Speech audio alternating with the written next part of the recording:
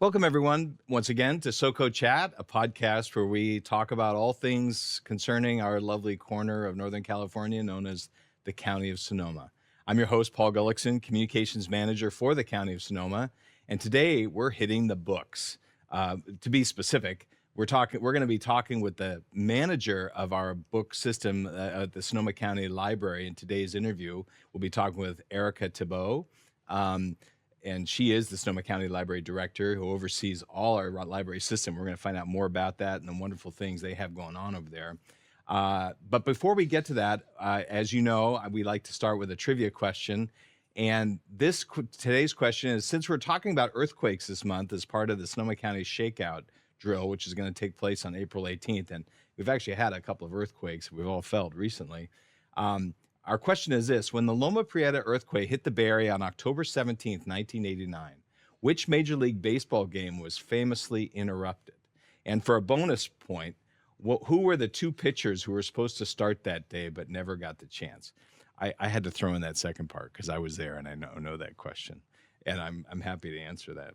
If you know the answer, call us at 707-565-2242 or email us at publicaffairs, one word, at sonomacounty.org. Submit your answer today, and you'll be entered into our weekly drawing for a chance to win one of our limited edition SoCo Chat coffee mugs. You don't want to miss that chance. Anyway, let's get on with our guests. Erika, thank you so much for being with us. Thank you for having me. Yeah, well, we're excited. I love to talk about libraries. I love to talk about books, but libraries are so much more than books, and we're gonna dive into that. But why don't you tell us how big is the Sonoma County Library System? How many libraries do you oversee, and what is your job primarily? Sure. So we have 12 regional libraries that spans from Cloverdale to Petaluma and Guerneville and Sebastopol to Sonoma Valley and all points in between. We also have 2 community libraries, which are kind of smaller one-room libraries in Forestville and Occidental. We have a support center, which is located in Rohnert Park, and that's where our administration is held, as well as our facilities, our communications staff, budget and finance, collection services, HR, and our community engagement department. So that's in Rohnert Park. And then we also have a mobile library vehicle, which we call our Bibliobus. And that roams around the county doing community stops, fairs and festivals, and other locations. Well, that's great. Well, I want to dive into this because I know the perception out there is that the usage of libraries is going down, right? But is that true? I mean, what are you experiencing in the library system? Well, it's certainly not true here. Last year, we actually exceeded 4 million total circulation, and that was higher than all previous years, going all the way back to 2015. Wow. And this year we're already on track to exceed last year. So we're doing great. We also see an increase in visitors, and we know that the pandemic really affected, people's desire to be out and about. But we think that there is a hunger now for people to reconnect, to get outdoors, to, go to the library. One of the things that we've seen, and even nationally, the American Library Association has been tracking that millennials are actually using the library much more than boomers. And right now, 45% of our user base is actually millennials and Gen Y and Gen Xers. Well, that's incredibly encouraging. I mean, it is contrary to certainly my observations, but are a lot of them accessing it from the digital opportunities you have, like to borrow books, audiobooks, or videos? Oh, yes. I mean, we found about 68% of our circulation is print or physical materials, and then the other 32% is digital. But our digital circulation has grown 84% since Measure Y passed in 2016. Remind people what was Measure Y. So Measure Y was our sales tax measure, and that was approved by the voters and went into effect in 2016. And, we expanded our services. We grew our staff by 100%. We're now at 300 employees. We're open 7 days a week, including Sundays, and 2 nights a week. So it was a real huge impact to our ability to provide services, not only, in person, but also digitally. And those digital products are actually much more expensive than people might Yeah, realize. yeah. Well, I'm just always amazed how easy it is to access the materials digitally. Not have to, you don't have to bring your library card and go into a library to get you take advantage of the services that you have. And Right. I mean, you can just download it from your phone. yeah, One of the things that we found is that so we have this product called Libby, which is our kind of it's a great ebook and system e-audiobook. Sonoma County is number 5 in the state of California for Libby for usage all counties, or for all libraries. huh? So there's 180 so libraries in the state library jurisdictions, and we are number 5 in terms of usage. Wow, yeah. And I'm always amazed at how interconnected you are with other libraries. And one time I asked for a book, and you got it for me, but you like borrowed it from Lake County or somewhere and brought it in here. Yeah, so we actually share our library catalog with Lake County and Mendocino County. Okay. And so when you request a book, you might get it from one of our branches or you might get it from Lake or Mendocino. But we also have this program called Link Plus. Hmm. And this is offered through the state library and it's partly paid for by Measure Y funds. And this is 70 libraries in the state of California that if you can't get your book from one of our branches or Lake County or Mendocino, you can go to Link Plus and get things delivered. My husband's a filmmaker. He loves like really obscure films. Hmm. And he gets, all He finds kinds of, them. he finds them on Link Plus. That's Yeah. amazing. Yeah. That's great. Well, I want to close the loop on this. You mentioned that we're doing really well here in Northern California, but maybe not so much in Southern California. Is that what you're hearing? Yeah. I mean, one of the things that's interesting, so I talk to other library directors regularly. We meet through the state library system, and many libraries are still struggling to meet their pre-pandemic hours. Hmm. A lot of libraries are struggling with staffing. One of the things I notice when I look at the data is that Northern California libraries just have higher usage than Southern California. And I don't really know why that is, but it is a trend that I see across the board. But even in Northern California, there are libraries that are still struggling. Yeah. I know Sacramento Public, they're still trying to get back to their pre-pandemic hours. And many of the other county librarians I talk to, staffing is a real issue for them. Yeah. Well, certainly the public support of Measure Y, a quarter-cent sales tax, as you mentioned, was a huge plus for our library system. We needed that infusion of support. And as you said, it allows more later hours at some of our libraries, weekend hours at our libraries, and created more opportunities for people to take advantage of those services. So that was an encouraging vote of support. Yeah, and we see that, we see that on Sundays, people love Sunday hours. Yeah. And I wasn't surprised, I'd worked in a library in Southern California that was open on Sundays, and it was packed. And I think it's because, Saturdays are the errand days where people want to run their errands, and Sundays are the days where you want your family to be together Yeah. and go do family things. Well, I love that idea that, libraries are one of the last bastions of community gathering spots, right? And you do so much more than, as they say, provide materials. You do events, you do readings, you do all kinds of things. And we're going to get into that in a second, but that is a way to get out of our homes and engage. Well, one of your goals at the libraries has been transforming the facilities into the 21st century libraries. And we've talked about some of that through the digital components, opportunities, materials you're providing. Can you tell us more about what other things you're doing to make our libraries more 21st century relevant? Sure. So, one of the things that we all of our branches have 3D printers. Really? But yeah, so you can 3D print all kinds of widgets. Wow. All of our branches have those. We're also looking at maker spaces. So right now we have 2 branches in Santa Rosa, Central Library and Rincon Valley, that have sound studios. So they're actual booths, and so Central has a video and camera lending library. As well as microphones you can borrow, and you can use the booth it has a computer and audiovisual editing equipment. Wow. You can play guitar in those sound booths. You can podcast. We could bring SoCo Chat on the road. You could. And so those are at those locations, and that is partly paid for through the city of Santa Rosa. They have this PEG funds, which is Public and Education and Government. It's a special Yeah, it's from the fund. franchise fees. Yeah. Yeah.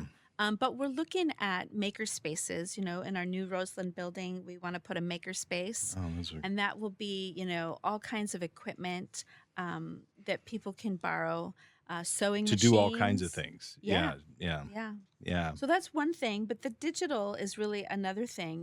We have real hotspot lending program. We have about 1,000 Wi-Fi hotspots that we lend, plus Chromebooks and Chromebook kits that have a Chromebook and a Wi-Fi hotspot. We also have laptop kiosks Hmm. in most of our branches where instead of sitting at a public PC that's stationary, you can check out a laptop and you can take it with you anywhere you want within the library. So those are some of the things that we've done. We also have biblioboxes, which are book lockers that you can access your holds 24/7. So you don't have to wait for the library to open. They're outside the Oh, library really? and you just, Like an Amazon pickup yeah, box or yeah, something? That's amazing. That's yeah. great. We have them right now at 4. And Windsor, theirs is going to go live in the next week or two, and we're pouring the foundation for Roanoke Parks Hmm. soon. Well, that's great. I mean, those are all really exciting, and some of those I had not heard before, so I'll have to go check them out. But in addition to your expanded materials and opportunities you have, you continue to provide other services. I mean, like we talked about, you have various events. I mean, always book readings, but lectures, classes. You have art classes. You have business and career help. Talk about that a little bit. We have all kinds of things. So just this month alone, we have like arts and crafts. So Hmm. we have the ballet folklorico Mm. dancers. We have the lion dancers, the Vietnamese lion dancers. We also do tax preparation through Oh, AARP for people. yeah. Citizenship classes, which are bilingual, and then lots of enrichment classes. So, we have our Read to a Dog program, Hmm. which is for children who are learning how to read, and they have a very patient and understanding dog that just is Oh, I love non-judgmental. that. Yeah, that's a lot of fun. You also offer classes for people who maybe didn't get their high school degree, and tell me about that. So that's Career Online High School, and this is actually a high school diploma. It's not a GED. It's a self-directed program. People sign up, they get matched up with a coach who kind of walks them through and helps them with any hard difficulties. And it's a self-directed, so if they, depending on how many credits they need to graduate, it might take them 2 years, it Hmm. might take them 6 months. Hmm. We do annual graduation ceremonies. So in May, we'll be doing a graduation ceremony. We have 7 students graduating this year. Oh my gosh, that's fantastic. Yeah, it's a really amazing program, and the best part is as I said, it's self-directed. So our students can go as fast or as slow as they want to through the program. Okay, well that's great. And you mentioned that some of these classes are offered in Spanish as well, or Mhm. some of the opportunities. Yeah, we have multiple, story times weekly in Spanish. We have our ESL classes in Spanish. We have family programs in Spanish. We have what's called a Spanish music and movement class for young children. All kinds of things. And this isn't just at one location. This is at multiple locations, including Healdsburg and Roseland and Windsor, kind of all over the system. That's great. And you have something you're developing called the Hearn Community Hub. Would you tell us a little bit about that? Sure. So that is our joint project with the city of Santa Rosa. Okay. It will have a fire station, a new library, and eventually a community center. Oh, off of Hearn Avenue or in that area. Yeah, it's Hearn Avenue in Dutton, Hmm. and we're actually, kind of wrapping up the bridging documents now. We're working with the city with a architect who's doing Hmm. that, and we're hopefully going to be doing the groundbreaking in the fall. Hmm. So. Yeah. Well, in these polarizing times, we know that the library is not immune from controversy, and I just wanted to ask you how we have book banning going on across the country. We've got protests about certain events. how do you handle that? How have the library system handled that? We've been very fortunate. We haven't had too much of the book banning. Oh, good. We've had a few challenges actually in the last several weeks. We do have a policy, our collection development policy, which really dictates how we respond to challenges and what we do. We do have a review period where we have a subject matter expert review the books and then write a response to any person challenging. We haven't had too many protests about the books, but we did have last summer. We did drag story hour at Oh, right. 4 of our Yeah, branches, I remember that. and we had protests over that. And we knew we were expecting it. We had been monitoring Yeah, kind of the chatter online. yeah, and it And happened elsewhere too. yes, and we worked with other library systems that had already had that, and they kind of gave us a game plan and best practices, and that really helped because we were able, in advance of those events, to come up with a security plan. We also worked with our local law enforcement agencies to make sure that they were aware. And some of the jurisdictions, we did actually have law enforcement on the site. But it was remarkably, I would say, well executed, Yeah. and everybody was peaceful. I'm actually really happy with how it came off. Yeah. Well, good for you. Well, we do have. It's hard to believe, but we are in April, and we're about 6 weeks away from the end of the school year. Summer is coming up. There's always summer reading opportunities. Do you have things coming up for this summer that you would like to talk about? Oh, yes. I mean, every summer we do our summer reading, and that is to help those students prevent that. They call it summer slide. So they have all this learning that happens during the school year, and then summer happens and they kind of forget. And so summer reading is really designed to help them retain some of that knowledge. We have ours from June 1 to August 10th. The theme is Adventure Begins at Your Library. And we have a platform that we use called Beanstack where people can log their reading. And we have programs. We give away prizes. We have events. Oh, they set goals for themselves, or you challenge them to read so many books or Yeah, something? generally we like children to read at least 20 minutes a day. Yeah. Of course, more than that is fantastic. But yeah, we like people to read at least 20 minutes a day, and they get a participation prize and other prizes at the end they can enter to win. Oh, that's fantastic. Well, I always like to ask this of our guests, but tell us, what do you like most about your job? I have to say, I really love doing outreach. And I was that way when I was a teen librarian. I love talking to students. I love talking about the library. I've been doing a lot of that this past year. Not only, we have a library foundation and we're raising money for Roseland. So I've been doing a lot of events, both, small private events as well as bigger events for that project. But I also just love talking to groups. And I'm always amazed at how many people love the library. When I talk to a Rotary Club or a chamber, everybody has stories. Everybody has a story. They do. Yeah. And that's something that I really I enjoy. And I'm always able to show people something else that they weren't aware that we had. Yeah. Well, I love it, and I appreciate you being here, and we'd love to have you back at some point to talk more about the programs that you have going on. So I do want to make a plug that in addition to all these materials and services and resources you offer, you still offer great services through the librarians themselves. And I read something the other day about how you can ask a question on Google and get 30,000 answers, but you can ask a librarian and get the right one.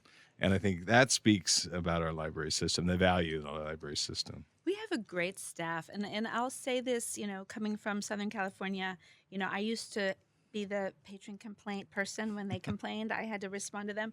And I can tell you, I get very, very, very few complaints about our staff. They're so proactive. They're so creative. They have really good customer service. I only hear good things There you about go. our staff. Well, that's good. Well, I hope that continues. Well, thank you for being here. We wish you all the luck. we as a gift, we'd like to have one of our SoCo Chat mugs, and you can promote that at the library and let people know that this is a great opportunity as well. And to our listeners, we also would like to give you a chance to win one of our limited edition SoCo Chat coffee mugs by answering our trivia question. And a reminder, our question this week is, can you remember when the Loma Prieta quake hit on October 17th, 1989, what Major League Baseball game was famously interrupted? And for bonus points, can you name the two pitchers who were supposed to start that day but never got the chance to do so? If you know, call us at 565-2242. That's 565-2242. Or email us at publicaffairs@sonoma-county.org, and we'll enter you into a drawing. All our winners will get entered into a drawing for a chance to win one of our mugs. And if you have comments or suggestion for another segment of SoCo Chat, please reach out to us at those same numbers, 565-2242, or email us. And we'd love to hear from you and love to hear your ideas for future guests. In the meantime, we hope you continue to follow SoCo Chat on Spotify, Apple Music, Amazon, and of course YouTube. So we'll see you next time. All right. Thank you, Erika. You're welcome. Thank you.